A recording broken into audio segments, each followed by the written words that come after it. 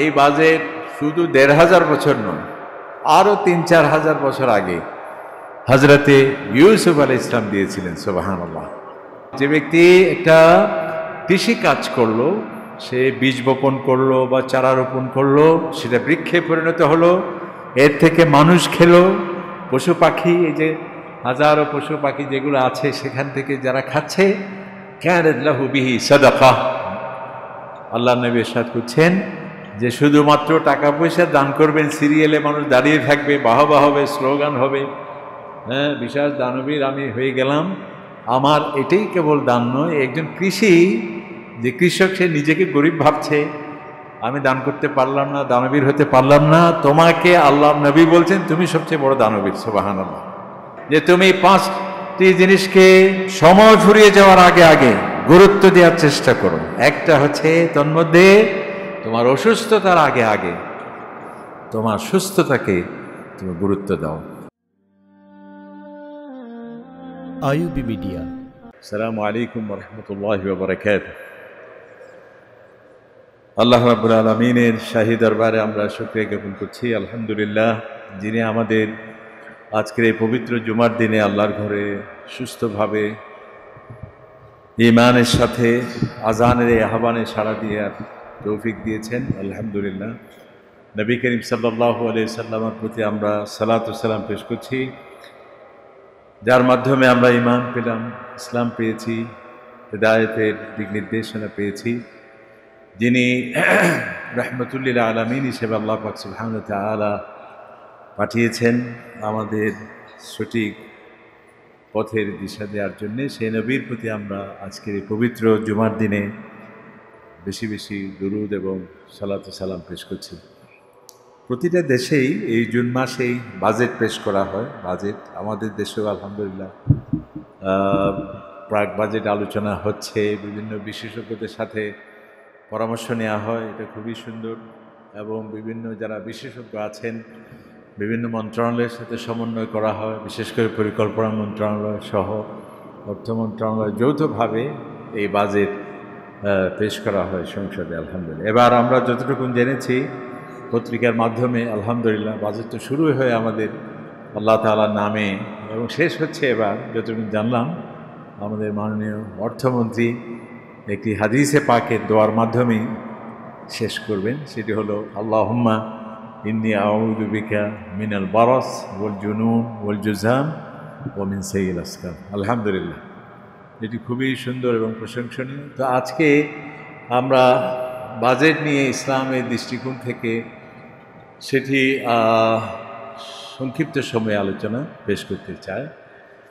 যে অনেকে বলে থাকে, এটা আমরা প্রায় বলি যে বাজেট কেন? বাজেট মানে হলো একটি পরিকল্পনা, একটি সরকারের শিক্ষা, চিকিৎসা, প্রতিরক্ষা, নানাবিধ যে উন্নয়ন, এগুলোর পরিকল্পনা এবং বাজেটের মাধ্যমে প্রতিফলিত হয় যে কি হতে যাচ্ছে উন্নয়নের ক্ষেত্রে এবং বিভিন্ন সরকারের যে একটা প্রতিচ্ছবি বাজেটের মধ্যে প্রতিফলিত হয়। মূলত পরিকল্পনা এবং বাস্তবায়নের একটি প্রক্রিয়া, সেটি হচ্ছে বাজেট। তো অনেকেই যারা বলেন যে পরিকল্পনা আবার কিসের, সব কিছু আল্লাহ তাআলার হুকুমে হতে যাচ্ছে, এখানে আবার পরিকল্পনার কী প্রয়োজন? বরং পরিকল্পনা এটা তো একটি তাকদীরের পরিপন্থী হয়ে যায়। অনেকে বলেন যে যা আছে তা খরচ করব, আগামীকাল বেঁচে থাকবে কিনা, কি আছে না একটা গান আছে, চিন্তা করো না কি আছে। যাই হোক, তো এই দৃষ্টিভঙ্গি এটি শরীয়তসম্মত নয়। বরং যিনি নবী করিম সাল্লাল্লাহু আলাইহি সাল্লাম, যাকে আল্লাহ সুবহানাহু ওয়া তাআলা সরাসরি ওহীর মাধ্যমে, যার সাথে সার্বক্ষণিক সংযোগ, সেই নবী, ওমা ইয়ানতিকু আনিল হাওয়া ইন হুয়া ইল্লা ওয়াহয়ুন ইউহা, তিনি যা কিছু বলেন সব কিছু ওহী কর্তৃক অনুসৃত হয়ে ওহীর মাধ্যমে তিনি কথা বলেন। এত সত্ত্বেও আমরা নবী করিম সাল্লাল্লাহু আলাইহি সাল্লামকে দেখেছি যে গুরুত্বপূর্ণ যে কোনো কাজের পূর্বে তিনি পরিকল্পনা করতেন, পরামর্শ করতেন। এই যে হিজরত, এটা একটা অনেক বড় গুরুত্বপূর্ণ একটি অধ্যায় ইসলামের জন্য। এই হিজরতের পূর্বে নবী করিম সাল্লাল্লাহু আলাইহি ওয়াসাল্লামের পরিকল্পনা ছিল কে সফর সঙ্গী হবেন।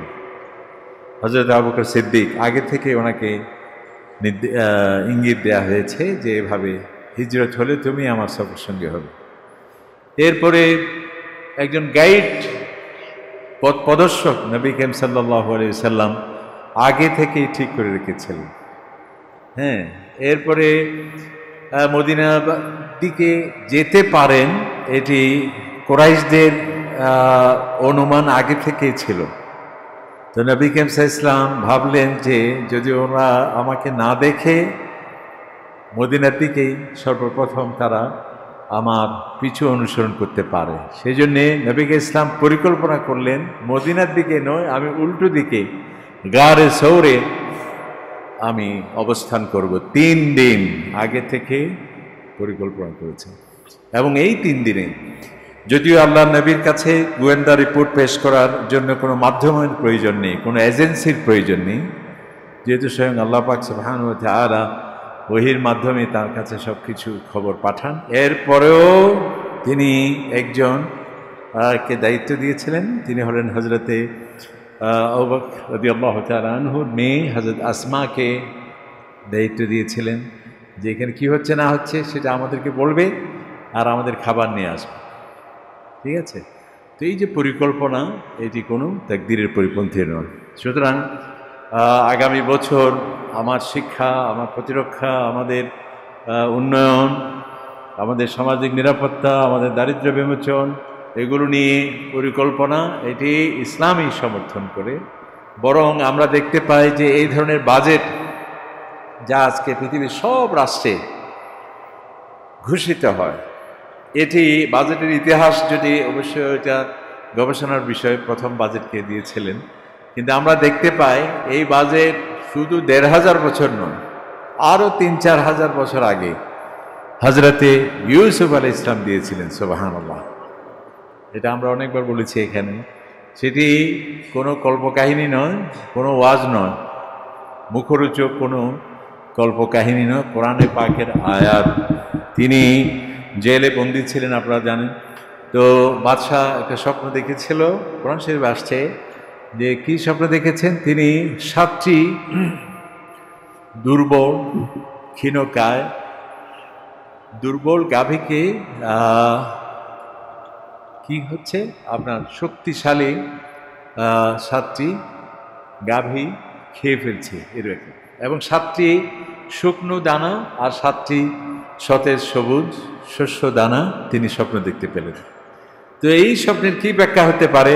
তিনি ক্যাবিনেটে, এই যে আমরা ক্যাবিনেট বলি, দেখেন 1000 বছর আগেও ক্যাবিনেট ছিল, কোরআনে পাকের মধ্যে আসছে। তিনি তার সভাসদ অর্থাৎ সিনিয়র মন্ত্রীদের কাছে ব্যাখ্যা চাইলেন যে এই কি স্বপ্ন দেখলাম আমি, এটা কি হতে পারে। তখন শেষ পর্যন্ত হজরতে ইউসুফ আলাইহিস সালাম কাছে খবর গেল এবং তিনি বললেন যে তোমাদের বাদশার কাছে আমাকে নিয়ে যাও, আমি সেখানে ব্যাখ্যা দেব। তখন তিনি ব্যাখ্যা দিয়েছেন। এটি হচ্ছে যে 7 বছর খুব একটা কৃষি বান্ধব পরিবেশ বিরাজ করবে, প্রচুর বৃষ্টি হবে, খরা হবে না, বাম্পার ফলন হবে আলহামদুলিল্লাহ। তো এই 7 বছরের বাম্পার ফলন যেটা আমরা বলি, সেটি হয়েছে বলে তোমরা ফুর্তি করে, আনন্দ করে, বিনোদন করে, অপচয় করে শেষ করবে না। কারণ কি, এই 7 বছরের পরবর্তী 7 বছর বিশাল দুর্ভিক্ষ আপনাদের কাছে, তোমাদের দেশে সেটি সৃষ্টি হবে অনাবৃষ্টির কারণে বা নানা কারণে। তো এই 7 বছর যে অধিক ফলন হবে, যেটা অধিক যা লাগবে তার বেশি হচ্ছে, এটিকে তোমরা ফুর্তি করবে না, গোপে তেল দিয়ে এটাকে নৃত্য পরিবেশন করে শেষ করে দেবে না, বরং এটি কৃচ্ছতা সাধন করতে হবে আপনাদের। মাননীয় রাজা মহোদয় আপনার সরকারি নির্বাহী নির্দেশের মাধ্যমে এই ধরনের একটি সার্কুলার জারি করবেন যে আমরা কৃচ্ছতা সাধন করব, কারণ পরবর্তী 7 বছর দুর্ভিক্ষ হবে এবং এই যে শস্য দানাগুলো হবে সেগুলো কোষসহ, হাদিসের মধ্যে আসছে আপনারা সংরক্ষণ করবেন। এখানে আবার বিজ্ঞান চলে আসছে। যদি খোস সহ কেন বললেন? বললেন যে যদি সেটি খোসাটা খুলে ফেলা হয় তাহলে এটা সহজেই নষ্ট হয়ে যাবে, আর যদি সেটি প্যাকেটবদ্ধ থাকে নষ্ট হবে না। বিজ্ঞানের আগেই হযরত ইউসুফ আলাইহিস সালাম আল্লাহ পাক সুবহানাহু ওয়া তাআলার সেই বিজ্ঞানের কথা সেখানে বলে দিলেন। এরপর তিনি বললেন, এই 7 বছরের পরে আবার তোমাদের মধ্যে সুন্দর একটা কৃষিবান্ধব পরিবেশ সৃষ্টি হবে এবং আবার বৃষ্টি হবে, সুন্দর পরিবেশ ফিরে আসবে। এ হলো সমাধান। তার মানে হচ্ছে কি, প্রায় 14 বছরের বাজেট ঘোষণা করলেন, 1 বছর 2 বছর নয়।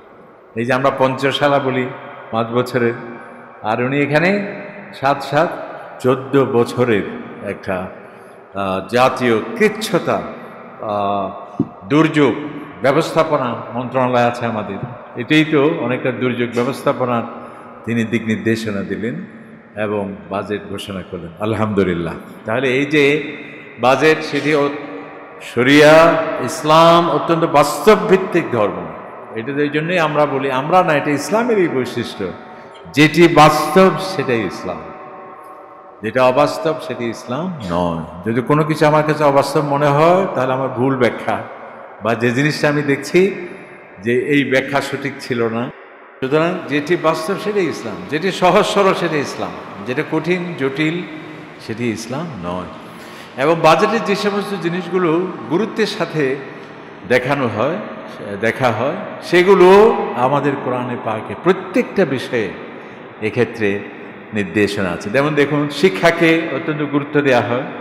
তো কোরআনে পাকে দেখুন শিক্ষাকে এত গুরুত্ব দেওয়া হয়েছে, প্রথম আয়াতটাই হচ্ছে শিক্ষা। কোরআন শরীফ যে 23 বছর ব্যাপী নাজিল হয়েছে, 23 বছর ব্যাপী বিভিন্ন প্রশ্নের উত্তরে, সমস্যার সমাধানে, বিভিন্ন অবজারভেশন বা কি বলে এটাকে পর্যবেক্ষণের বিভিন্ন সংকট উত্তরণের উপায়। তো প্রথম যে আয়াতটি নাজিল হয়েছে, সাল্লি, নামাজ পড়ো।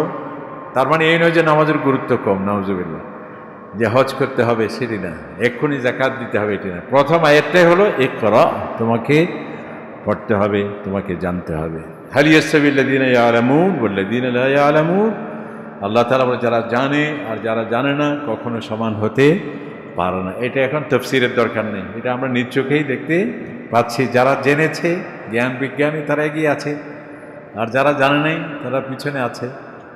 এক্ষেত্রে আল্লাহ তাআলার কোনো স্বজনপ্রীতি নেই যে তুমি লা ইলাহা ইল্লাল্লাহ বলছো বলে না পড়লেও আমি তোমাকে বিজ্ঞানী বানিয়ে দেবো, এটা হতে পারে না। আল্লাহ তাআলা বলছেন যে আমি ওই জাতির কোনো ভাগ্য সুপ্রসন্ন করি না যদি সে নিজেই এই ভাগ্য উন্নয়নের জন্য এগিয়ে না আসে। আপনার প্রাণী তৃষ্ণা লেগেছে তাই বলে এখান থেকে পানির দিকে দৃষ্টি রাখবেন, অটোমেটিক পানি আপনার কাছে চলে আসবে। হয়তো 2-1 কারামত হতে পারে, আউলিয়া ইকরামদের কারামত থাকতে পারে, মুআজিজা তো অবশ্যই আছে, কিন্তু এটা সর্বসাধারণের জন্য প্রযোজ্য নয়। এই জন্যে শিক্ষা বিষয়ক অনেক নবী করিম সাল্লাল্লাহু আলাইহি ওয়াসাল্লামের অসংখ্য হাদিস, এবং এই শিক্ষার ক্ষেত্রে আজকে আলহামদুলিল্লাহ সেটি আমাদের কাছে সুস্পষ্ট। ইসলাম শিক্ষার ক্ষেত্রে বলে নাই যে ইসলামিক শিক্ষা বলে নাই কোথাও।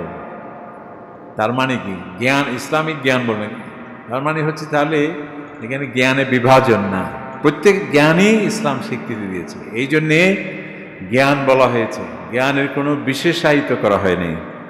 বিশেষ জ্ঞান, রিভিলড নলেজ, যেটা আমরা বলছি ইসলামিক জ্ঞান, কিন্তু আল্লাহ পাক সুবহানাহু ওয়া তাআলা সমস্ত জ্ঞানকেই অন্তর্ভুক্ত করার জন্যে আল্লাহ রাব্বুল আলামিন এটাকে সাধারণ রেখেছেন, এবং নবী করিম সাল্লাল্লাহু আলাইহি সাল্লামও এটাকে সাধারণ রেখেছেন, যাতে সমস্ত জ্ঞান, সেটা হোক ফিজিক্স, কেমিস্ট্রি, যাই হোক, আকাশ বিজ্ঞান হোক, ভাষা বিজ্ঞানী হোক, যাই হোক, সমস্ত জ্ঞানকেই আল্লাহ পাক এই জন্যে শিক্ষাকে গুরুত্ব দেওয়া হয়। এরপরে সবচেয়ে আরেকটা জিনিস গুরুত্ব দেওয়া হয়, প্রতিরক্ষা বিভাগ। এটাতে সব দেশে বিশাল একটা কি থাকে, গুরুত্ব এর প্রতি থাকে। কারণ কি, আপনার দেশ থাকলেই তো আপনি বাজেট দিতে পারবেন, যদি দেশেই না থাকে তাহলে কেমনে হবে?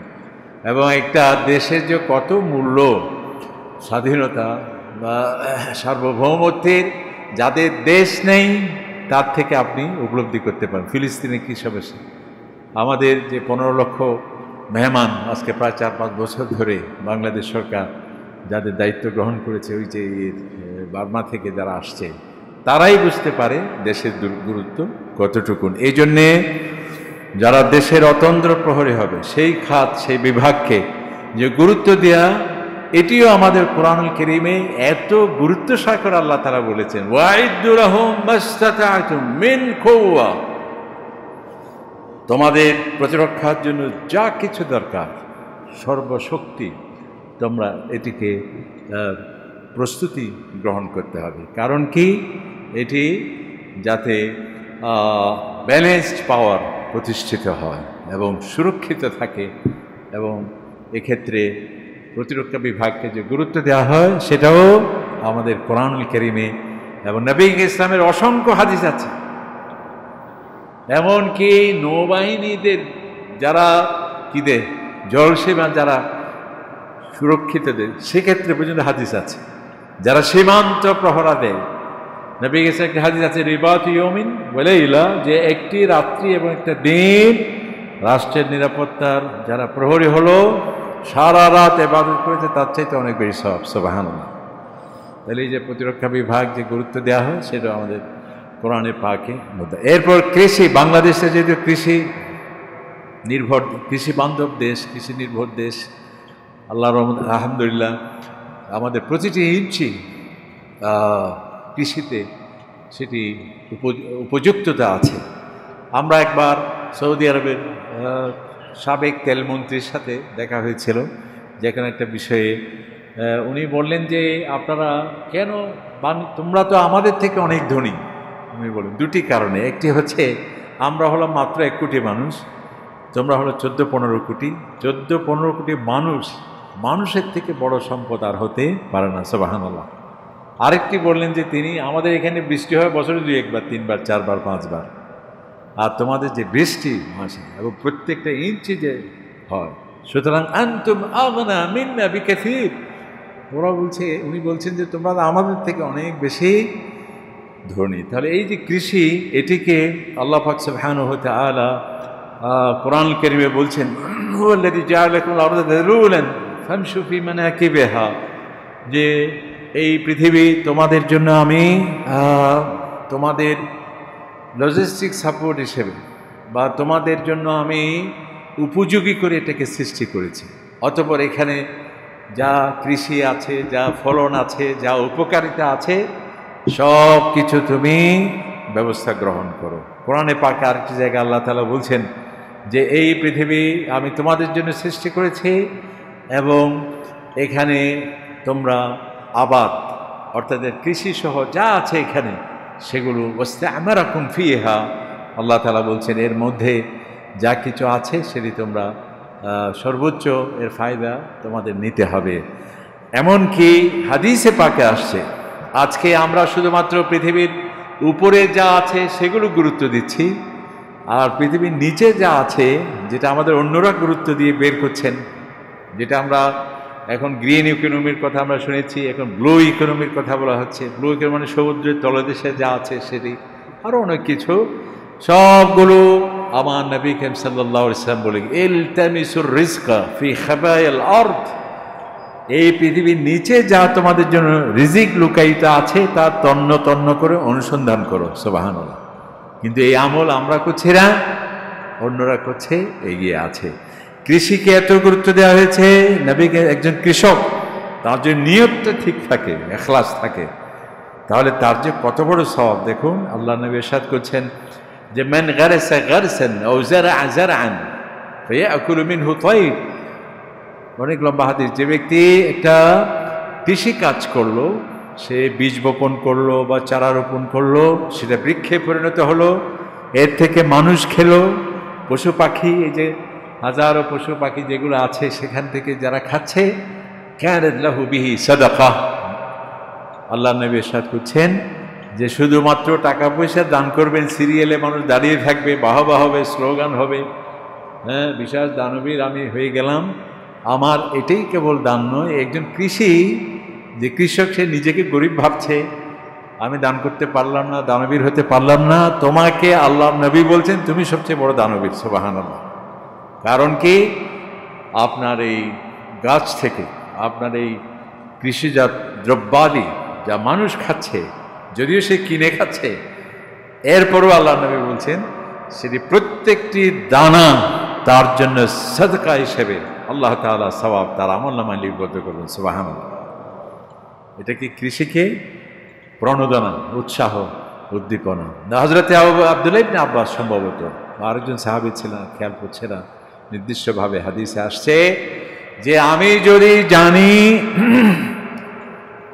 বিকাল বেলায় কিয়ামত হবে, সন্ধ্যায় কিয়ামত হবে, সকাল বেলায় এখনো সময় আছে ৬-৭ ঘন্টা, আমার হাতে যদি কিছু বীজ থাকে, ফলন থাকে, এখন মনে বৃক্ষরোপণ শুরু হয়েছে, এটা বৃক্ষরোপণের জন্য কি হয়ে গেল, কোরআন এবং হাদিস থেকে আমাদের এই সংক্ষিপ্ত আলোচনা হয়ে গেল। উনি বললেন যদি আমি জানি নিশ্চিতভাবে যে ৫টা বা ৬টা বা সন্ধ্যায় কিয়ামত হবে, কিন্তু সকালবেলায় আমার হাতে কিছু গাছের চারা আছে বা আমার কৃষিকাজ বাকি আছে, আমি কিয়ামতের অপেক্ষায় না থেকে ওই যে চারা আছে সেটা আগে রোপণ করব, এবং যে আমার কৃষিকাজ আছে সেটা আমি শেষ করব। সুবহানাল্লাহ।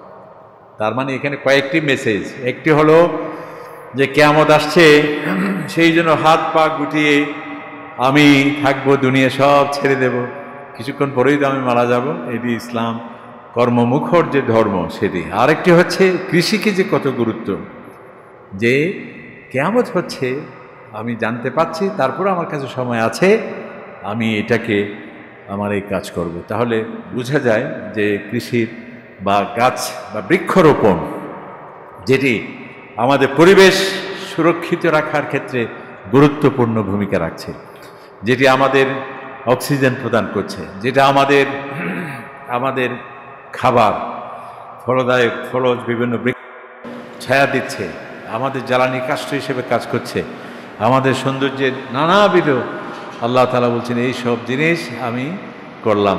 সেজন্য কৃষিকে যে গুরুত্ব দেওয়া হয় এটাও বিষয়। আরেকটি হচ্ছে দারিদ্র্য বিমোচনের জন্য বিশেষ সেখানে বরাদ্দ থাকে, এটার ক্ষেত্রেও আমাদের ইসলাম সবচেয়ে বেশি গুরুত্ব দিয়েছে। বিভিন্ন ধর্মে কেউ কেউ বলে থাকে যে আপনি যত গরিব হবেন তত বেশি পুণ্য পাবেন। কে বলেছে? এটা তো এক ধরনের তাদেরকে সান্ত্বনা দেয়া বা প্রতারণা করা। নাউজুবিল্লাহ।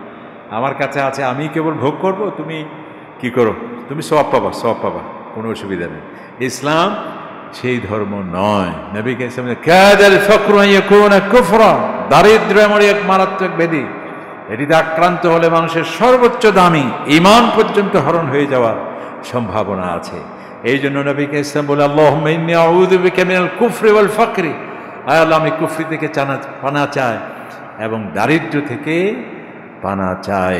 এই জন্য দারিদ্র্য যা সৃষ্টি হয় সেই সমস্ত ছিদ্রগুলো ইসলাম, যা এখন আধুনিক অর্থনীতি বিশারদরা বলছে, আর ইসলাম সেটি ১৫০০ বছর আগে সেগুলোকে সব বন্ধ করেছে। তাহলে দারিদ্র্য বিমোচন জন্য যে সেখানে কি থাকে, একটা খাত থাকে এবং গুরুত্বপূর্ণ বিষয় থাকে, এটা ইসলাম অত্যন্ত কার্যকরী ব্যবস্থা, যাকাত ভিত্তিক সেখানে, এবং সাদাকা সহ।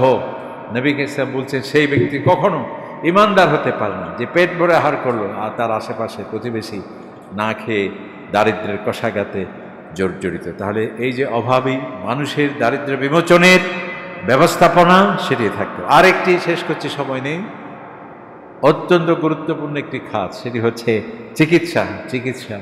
এই চিকিৎসাকে আজকে আমার মনে হয় সবচেয়ে বেশি পৃথিবী এখন বিশ্ববাসী চিকিৎসা খাত, যে কত কিছু, অনেক বড় বড় উন্নত রাষ্ট্র আমরা নাম শুনেছি যেখানে চিকিৎসার জন্য আমরা যাই, এবং যেখানে আমরা মনে করি যে এত সুন্দর ব্যবস্থাপনা, কিন্তু দেখা যাচ্ছে অত্যন্ত করুণ পরিস্থিতি। অনেক বিশাল উন্নত রাষ্ট্রেও সেটি এই কোভিড-19-এর কারণে কি অসহায়ত্ব ফুটে উঠছে যা আমরা দেখতে পাচ্ছি। অথচ অন্যান্য খাতে হাজার বিলিয়ন ট্রিলিয়ন ডলার খরচ করা হয়েছে, কিন্তু যেটা মানুষের জীবন, তার স্বাস্থ্য, তার যে মৌলিক অধিকার, এক্ষেত্রে অনেক বড় উন্নত রাষ্ট্র অনেক কি ছিল, সীমাবদ্ধতা ছিল বা সেখানে দূরদর্শিতার অভাব পরিলক্ষিত হয়েছিল। আর এই জন্যে বাজেটে এবার সমস্ত জায়গায় এই চিকিৎসাকে, অত্যন্ত স্বাস্থ্যকে গুরুত্ব দেওয়া হচ্ছে। আর আমার নবীকে ইসলাম তো এই ক্ষেত্রে ১৫০০ বছর আগে বলেছেন যে দুটি জিনিস মানুষ সময় ফুরিয়ে যাওয়ার আগে আগে সে বুঝতে পারে না এবং সে দারুণভাবে অবহেলা করে। একটা স্বাস্থ্য, সে যতক্ষণ অসুস্থ না হচ্ছে ততক্ষণ যে সুস্থ আছে সে বুঝতে পারে না। আর একটা চাল ফরাক সময়, সময়ের ওই যে বলি আমরা ১ ফোর, অসময়ে 10 ফোর না 20 ফোর, এটাও হাদিস, যে সময় যে কত বড় গুরুত্বপূর্ণ সেটাও মানুষ অনেক বুঝতে পারে না। এই জন্য আল্লাহ রসুল বলছেন, দেখো যে তুমি 5টি জিনিসকে সময় ফুরিয়ে যাওয়ার আগে আগে গুরুত্ব দেওয়ার চেষ্টা করো। একটা হচ্ছে তন্মধ্যে তোমার অসুস্থতার আগে আগে তোমার সুস্থতাকে তুমি গুরুত্ব দাও। এই জন্যে স্বাস্থ্যকে যে গুরুত্ব দিতে হবে সেটাও আমাদের ইসলামের মধ্যে সেগুলো রয়েছে। আল্লাহ পাক সুবহানাহু ওয়া তাআলা আমাদের প্রত্যেককে কোরআন এবং সুন্নাহ অনুযায়ী জীবন গঠন করার তৌফিক দান করুন। আমিন। ওয়া আখিরু দাওয়ানা আলহামদুলিল্লাহি রাব্বিল আলামিন।